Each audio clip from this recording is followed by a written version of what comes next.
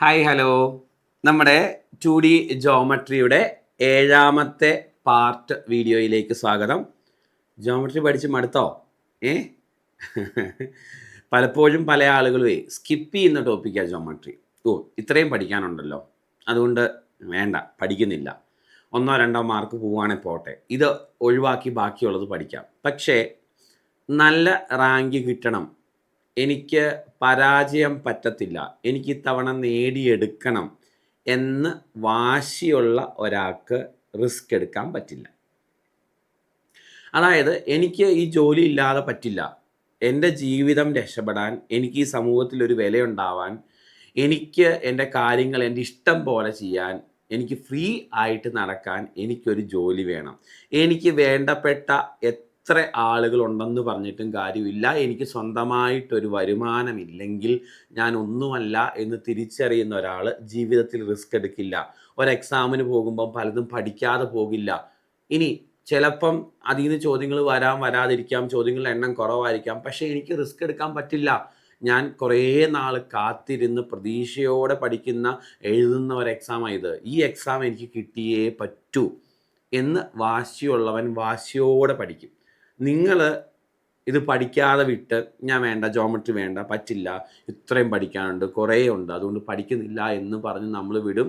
നമുക്ക് ഓപ്പോസിറ്റ് നിൽക്കുന്ന ഒരു 10 ആളുകൾ രാത്രി പകലാക്കി ഇത് പഠിക്കും. പരീക്ഷയ്ക്ക് വരുമ്പം അവർക്ക് കിട്ടും, എനിക്ക് കിട്ടില്ല. പിന്നെ നമ്മൾ പരാതി പറയുകയും സങ്കടപ്പെടുകയും ചെയ്തിട്ട് കാര്യമുണ്ടോ? ഇല്ല. ഇതെൻ്റെ നിലനിൽപ്പിൻ്റെ ആവശ്യമാണ്. ഇവിടെ എനിക്ക് ഉഴപ്പാൻ സമയമില്ല, എനിക്ക് പഠിച്ച് എടുത്തേ പറ്റൂ എന്ന വാശിയാണ് നമുക്കുണ്ടാവേണ്ടത്. സോ നിങ്ങളുടെ വാശിയിൽ നിങ്ങളുടെ കൂടെ കാണും ഞാൻ എപ്പോഴും പഠിപ്പിക്കാൻ. മാത്സ് എന്ന ഈ കീറാമുട്ടി എളുപ്പമാക്കി തരാൻ എന്നെക്കൊണ്ട് പറ്റുന്ന രീതിയിൽ സഹായിക്കും. അപ്പം നമുക്ക് ജോമെട്രിയുടെ 7ാമത്തെ പാർട്ട് വീഡിയോയിൽ നമ്മൾ പരിചയപ്പെടുന്ന ചോദ്യങ്ങൾ ഏതൊക്കെയാണെന്ന് നോക്കാം. മക്കളെ ദേ പിടിച്ചോ നമ്മുടെ ആദ്യത്തെ ചോദ്യങ്ങൾ. ഓൾറെഡി 35 ചോദ്യങ്ങൾ നമ്മൾ ചെയ്തു കഴിഞ്ഞു. ഇന്ന് 36ാമത്തെ ചോദ്യമാണ്. ഈ വീഡിയോയിൽ ആകെ 6 ചോദ്യങ്ങളാണ് ചെയ്യുന്നത്. അപ്പോൾ ഇതെല്ലാം നോക്കുക. ഇതിൻ്റെയൊക്കെ ഉത്തരങ്ങൾ നിങ്ങൾക്ക് അറിയാവുന്നതാണെങ്കിൽ വീഡിയോ കണ്ട് സമയം കളയണ്ട. പക്ഷേ ഒരു നോട്ട് ഉണ്ടാക്കണം എന്ന് ഞാൻ പറയും. 2D ജോമെട്രിയുടെ PYQ എന്ന് പറഞ്ഞ് നിങ്ങളൊരു നോട്ട് ക്രിയേറ്റ് ചെയ്ത് വെക്കണം, പിന്നെ നിങ്ങൾക്ക് റിവിഷൻ ചെയ്യാൻ വേണ്ടി. അപ്പം അറിയാവുന്നവരാണെങ്കിലും അറിയത്തില്ലാത്തവരാണെങ്കിലും ഈ ചോദ്യങ്ങളൊക്കെ കളക്ട് ചെയ്ത് നോട്ടാക്കി വെക്കാൻ ശ്രമിക്കണം. അറിയത്തില്ലാത്തവർ എക്സ്പ്ലനേഷൻ നന്നായിട്ട് കണ്ട് പഠിക്കണം. നമ്മൾ വീക്കാണെങ്കിൽ ഇത് കൂടുതൽ വർക്കൗട്ട് ചെയ്ത് നന്നായിട്ട് ചെയ്യുന്നവരൊപ്പം എത്തണം. നമുക്ക് തോറ്റു കൊടുക്കാൻ തയ്യാറല്ല, നമ്മൾ വീണ്ടും ട്രൈ ചെയ്യും. Okay, yes. ഫസ്റ്റ് ക്വസ്റ്റ്യനിലേക്ക് വരാം. 220 സെൻറ്റിമീറ്റർ ചുറ്റളവുള്ള ഒരു വൃത്തത്തിൻ്റെ വിസ്തീർണം ഒരു ചതുരത്തിൻ്റെ വിസ്തീർണത്തിന് തുല്യമാണ്. ഓക്കെ, അപ്പം കഥയിൽ 2 കഥാപാത്രങ്ങളുണ്ട്. ഒരാൾ വൃത്തമാണ് കഥയിലെ നായകൻ. ഇനി സഹനടൻ എന്ന് പറയുന്നത് ഒരു ചതുരമാണ്. അപ്പോൾ ഒരു വൃത്തമുണ്ട്, ഒരു ചതുരമുണ്ട് അല്ലേ. 220 സെൻറ്റിമീറ്റർ ചുറ്റളവുള്ള വൃത്തമുണ്ട്, ആ വൃത്തത്തിൻ്റെ അതേ വിസ്തീർണമുള്ള ഒരു ചതുരമുണ്ട്. ശരി, ഇനി വൃത്തത്തിൻ്റെ ചുറ്റളവാണ് ചോദ്യത്തിൽ തന്നിരിക്കുന്നത്. വൃത്തത്തിൻ്റെ ചുറ്റളവ് 220 സെൻറ്റിമീറ്റർ ആണ്. ഇനി ചതുരത്തിൻ്റെ വീതി 50 സെൻറ്റിമീറ്റർ ആണ്. ചതുരത്തിൻ്റെ വീതി 50 സെൻറ്റിമീറ്റർ ആണ്. നീളം നമുക്കറിയില്ല, വീതി 50 സെൻറ്റിമീറ്റർ ആണ്. ഈ വൃത്തത്തിൻ്റെ റേഡിയസ് നമുക്കറിയില്ല, 6 ആണ് റേഡിയസ്. അപ്പോൾ ഒരു വൃത്തം കഥയിലുണ്ട്, കഥാനായകൻ. സഹനടൻ നമ്മുടെ ചതുരമാണ്. വൃത്തത്തിൻ്റെ ചുറ്റളവ് അറിയാം, വൃത്തത്തിൻ്റെ ആരം അറിയില്ല, ചതുരത്തിൻ്റെ വീതി അറിയാം, നീളം അറിയില്ല. ഒരു കാര്യവും കൂടെ നമുക്കറിയാം, ഈ വൃത്തത്തിൻ്റെ വിസ്തീർണവും എന്ന് പറഞ്ഞാൽ അകത്തെ അളവ്, യെസ്, ഈ ചതുരത്തിൻ്റെ വിസ്തീർണവും തുല്യമാണ്. രണ്ടിൻ്റെ വിസ്തീർണം തുല്യമാണ്, ചുറ്റളവല്ല വിസ്തീർണം. ഇനി നമുക്ക് ഇവിടെ ആദ്യത്തെ ഇത് കണ്ടോ, വൃത്തത്തിൻ്റെ ആരം 70 സെൻറ്റിമീറ്റർ ആണെന്നല്ലേ അവർ ആദ്യം പറഞ്ഞേക്കുന്നത്. അത് ശരിയാണോന്നറിയാൻ വൃത്തത്തിൻ്റെ ആരം കണ്ടുപിടിക്കണമല്ലോ. വൃത്തത്തിൻ്റെ ആരം കണ്ടുപിടിക്കുക എളുപ്പമാണ്. എന്താ വൃത്തത്തിൻ്റെ ചുറ്റളവിൻ്റെ ഇക്വേഷൻ? 2πr അല്ലേ. ഈ 2πr അല്ലേ 220 എന്ന് തന്നേക്കുന്നേ, ചുറ്റളവല്ലേ 220 എന്ന് തന്നേക്കുന്നേ. സോ 2 ഇൻറ്റു പൈയുടെ വില 22/7 അല്ലേ മക്കളെ, ആണ്, into radius r is equal to എത്ര കിട്ടും? 220 കിട്ടും. ആണോ? യെസ്. ഈ രണ്ടല്ല, ഈ 22ഉം കൂടെ വെട്ടിക്കളയാം. ഒരു തവണ 10 വരും. ഈ 2ഉം ഈ 10ഉം കൂടെ വെട്ടിക്കളയാം 5 തവണ. താഴെ കിടക്കുന്ന 7 മുകളിലേക്ക് പോകുമ്പോൾ റേഡിയസ് ഈക്വൽ ടു 7 × 5 7 5 35 എന്ന് കിട്ടും. കണ്ടോ? നമ്മുടെ ആൻസർ, അതായത് റേഡിയസ് എന്ന് പറഞ്ഞാൽ 35 ഇവർ പറഞ്ഞേക്കുന്നത് ആരം എന്ന് പറഞ്ഞാൽ 70 ആണെന്നാണ്. ആ പ്രസ്താവന തെറ്റാണെന്ന് അപ്പോൾ തന്നെ മനസ്സിലാകും. നമുക്ക് റേഡിയസ് 35 കിട്ടുന്നത്. റേഡിയസ് എന്ന് പറയുന്നത് 70 ആണെന്നാണ് പറഞ്ഞിരിക്കുന്നത്. അപ്പോൾ ഒന്നാമത്തെ പ്രസ്താവന തെറ്റാണ്. ഒന്നുമില്ല, വൃത്തത്തിൻ്റെ ചുറ്റളവ് ചോദ്യത്തിലുണ്ട്. ചുറ്റളവിൻ്റെ ഇക്വേഷൻ 2πr ആണ്. അപ്പോൾ 2πr ആണ് 220. സോ 2 × 22/7 × r ആണ് 220. മക്കളെ നേരെ കിടക്കുന്ന വെട്ടിക്കളയാം കേട്ടോ. ഗുണിക്കാനാണ്, സമത്തിൻ്റെ അപ്പുറം ഇപ്പുറം കിടക്കുന്ന വെട്ടിക്കളയാം. 22 വെട്ടിക്കളഞ്ഞ് ഒരു തവണ. ഈ 0 എഴുതി 10. ഈ 10ഉം 2ഉം വെട്ടിക്കളഞ്ഞ് 5. കണ്ടോ? 7 മുകളിലേക്ക് പോകുമ്പോൾ റേഡിയസ് ഈക്വൽ ടു 7 5 35 എന്ന് കിട്ടും. സംഗതി ക്ലിയർ ആണോ? അപ്പോൾ റേഡിയസ് 35 എന്ന് കിട്ടി. ഇവർ പറഞ്ഞേക്കുന്നത് എത്രയാണെന്നാണ്? 70 ആണെന്നാണ്. അപ്പോൾ തെറ്റാണ്. ശരി, ഇനി ബാക്കി കാര്യങ്ങളിലേക്ക് വരാം. ചോദ്യത്തിൽ പറഞ്ഞിട്ടുണ്ട് ഈ വൃത്തത്തിൻ്റെ വിസ്തീർണവും ഈ ചതുരത്തിൻ്റെ വിസ്തീർണവും തുല്യമാണെന്ന്. ഇതിൻ്റെ അകത്തെ അളവുകൾ വിസ്തീർണങ്ങൾ തുല്യമാണ്. ആണോ? അപ്പം നമുക്ക് ആദ്യം ഈ വൃത്തത്തിൻ്റെ വിസ്തീർണം കണ്ടുപിടിക്കാം. ആണോ? വൃത്തത്തിൻ്റെ ചുറ്റളവ് അറിയാം, വിസ്തീർണം അറിയില്ല. വിസ്തീർണം കണ്ടുപിടിക്കാൻ ഇവിടെ റേഡിയസ് കിട്ടിയില്ലോ. അപ്പം നമുക്ക് πr² എന്ന ഇക്വേഷൻ യൂസ് ചെയ്യാം അല്ലേ? കാരണം റേഡിയസ് അറിയാമെങ്കിൽ നമുക്ക് ഏരിയ കണ്ടുപിടിക്കാം. റേഡിയസ് 35 ആണെങ്കിൽ πr² അല്ലേ മക്കളെ ഏരിയയുടെ ഇക്വേഷൻ? ആണോ? പൈയുടെ വില 22/7. റേഡിയസ് എന്ന് പറഞ്ഞാൽ 35 × 35 πr² എന്നാണല്ലോ. അപ്പം നമുക്ക് കിട്ടുന്നത് 35 × 35 എന്നാണ്. ക്ലിയർ ആണല്ലോ? ആണ്. അപ്പം ഈ 7ഉം 35ഉം വെട്ടിക്കളയാം 5 തവണ. ആണോ?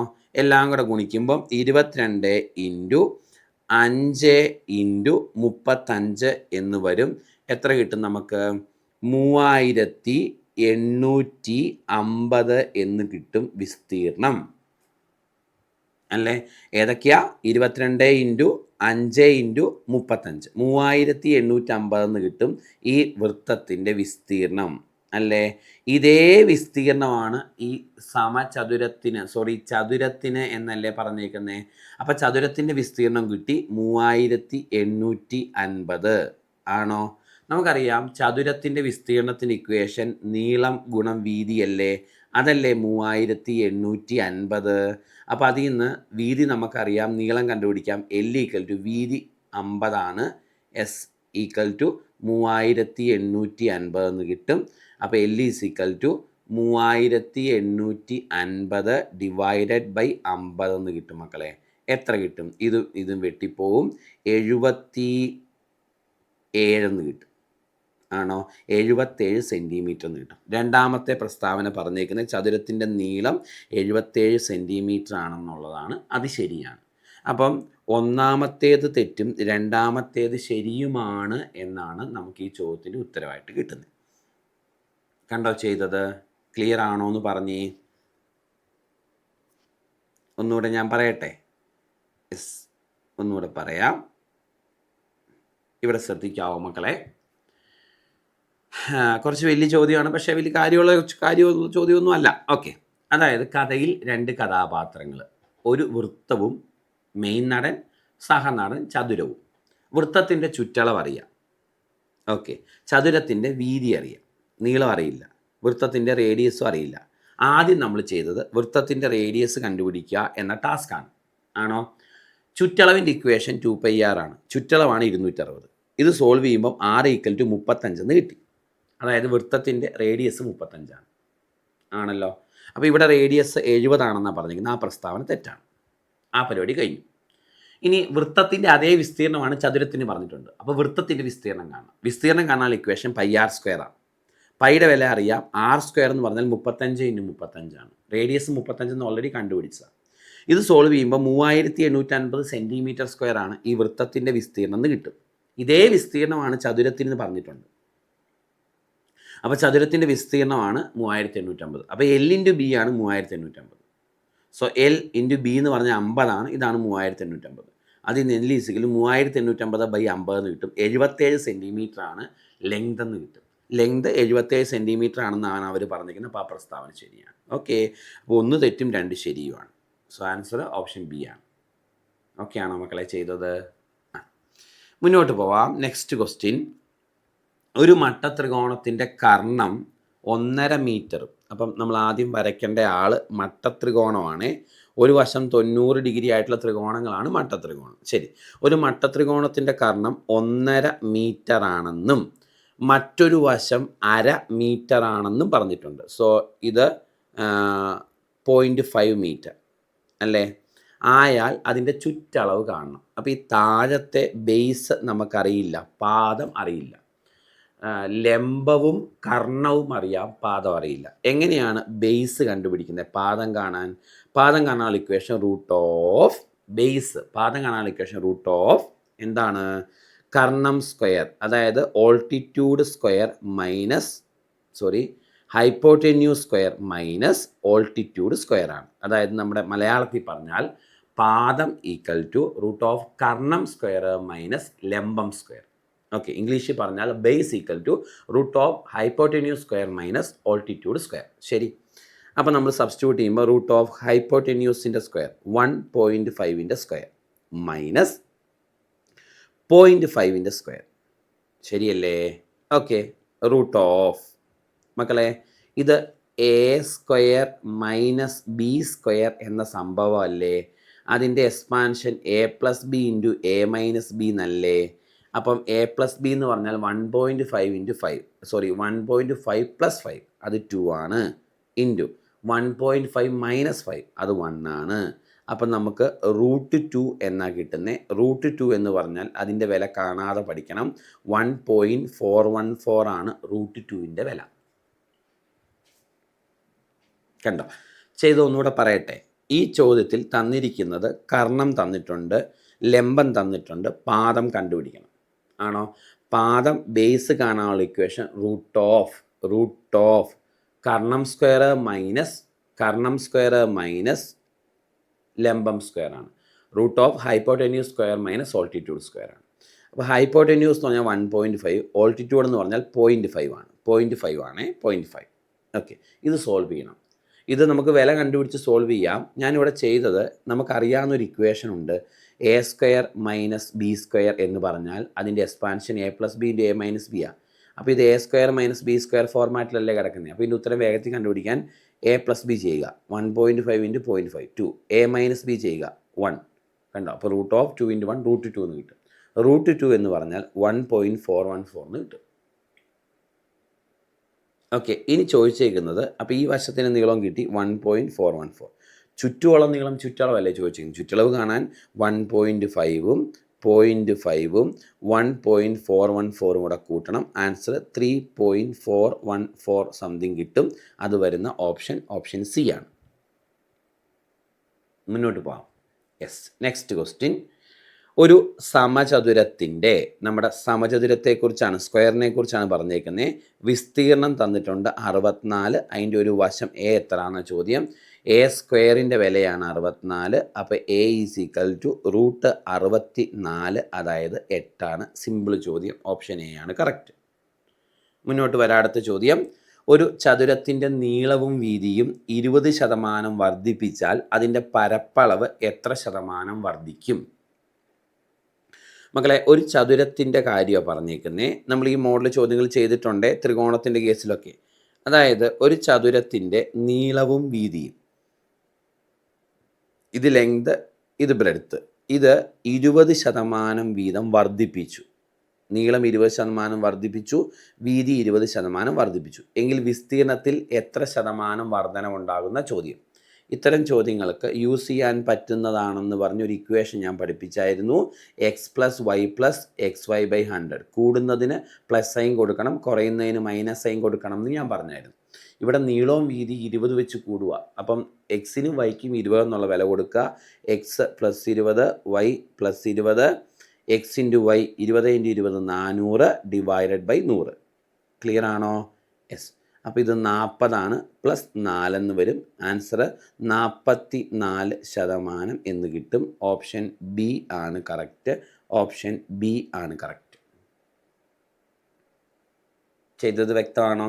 ഈ മോഡൽ ചെയ്തിട്ടുണ്ട്. നമ്മൾ ഈ മോഡൽ കണക്കുകൾ ഇതിന് മുന്നത്തെ ക്വസ്റ്റ്യൻസ് ചെയ്തിട്ടുണ്ട്. അപ്പോൾ ഇത്തരം ചോദ്യങ്ങൾ വരുമ്പം using the equation x + y + xy/100 ആണ്. ഇവിടെ നീളവും വീതിയും കൂടിയത് കൊണ്ട് എക്സിനും വൈക്കും 20 എന്നുള്ള വില കൊടുക്കുക. 20 + 20 + 20 × 20 400/100. 40 + 4 44% കേട്ടോ. Okay, next question.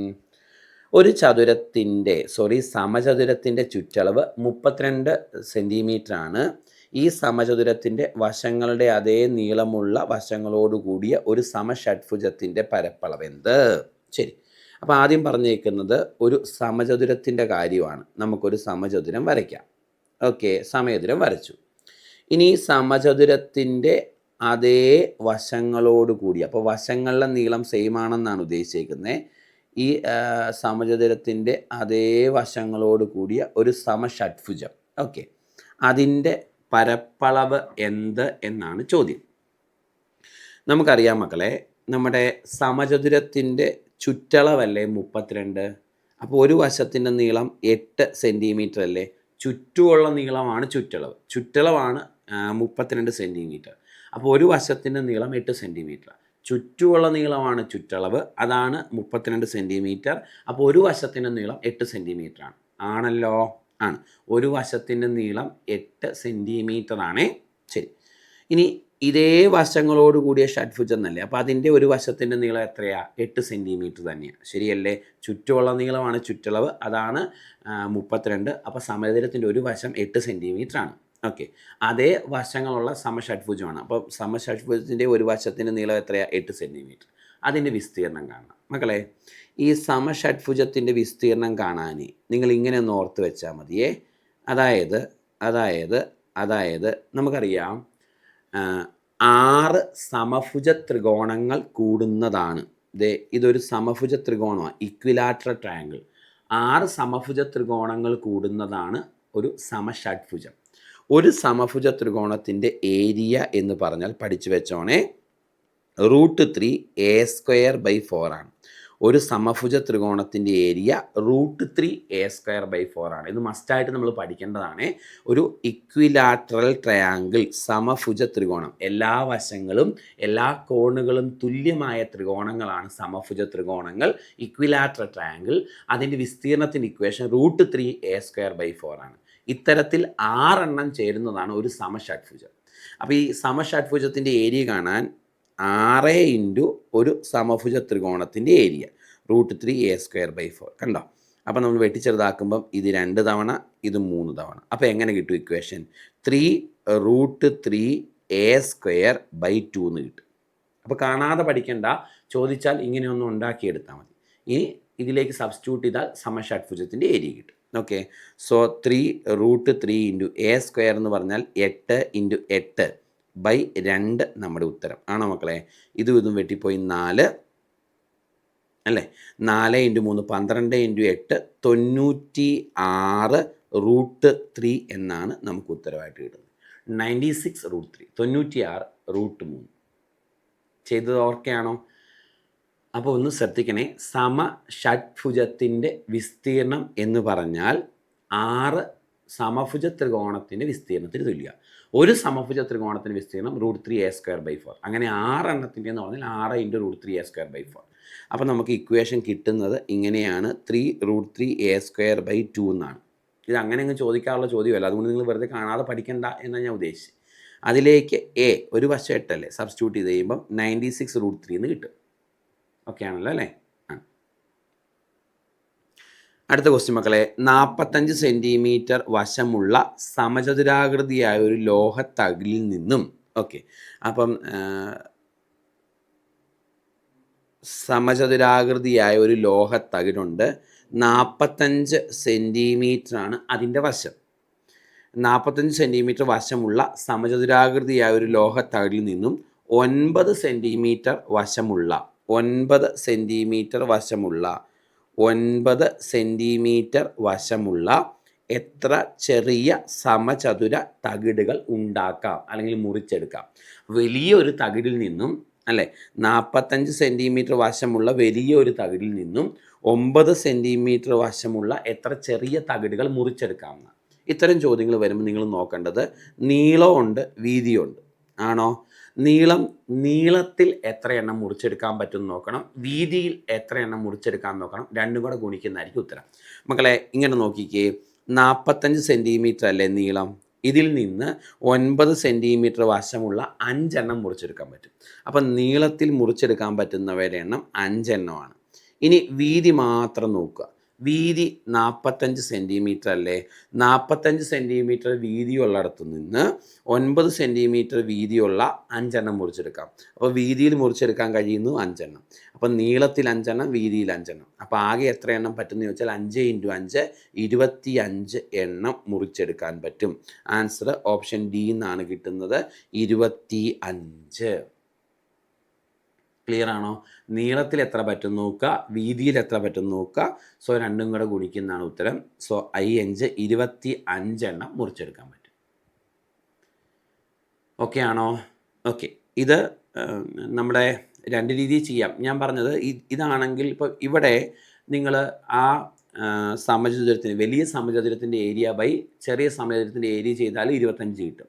പക്ഷേ അത് കറക്റ്റായിട്ട് ഉൾക്കൊള്ളുന്നതല്ലെങ്കിൽ പ്രശ്നം വരും. അപ്പോൾ ഇപ്പം നമ്മൾ ചെയ്ത മെത്തേഡാണ് പ്രോപ്പർ മെത്തേഡ്. നീളത്തിൽ മാത്രം എത്തണം പറ്റും നോക്കുക, വീതിയിൽ മാത്രം എത്തണം പറ്റും നോക്കുക. അത് തമ്മിൽ ഗുണിക്കുന്നതാണ് ഉത്തരം. ക്ലിയർ അല്ലേ? നീളത്തിൽ മാത്രം എത്തണം പറ്റും. നീളം 45, അതിൽ 9 വശമുള്ളത് 5 എണ്ണം പറ്റും. വീതിയിൽ മാത്രം 45 9 ആയതുകൊണ്ട് 5. അപ്പോൾ 5 × 5 25 ഉത്തരം.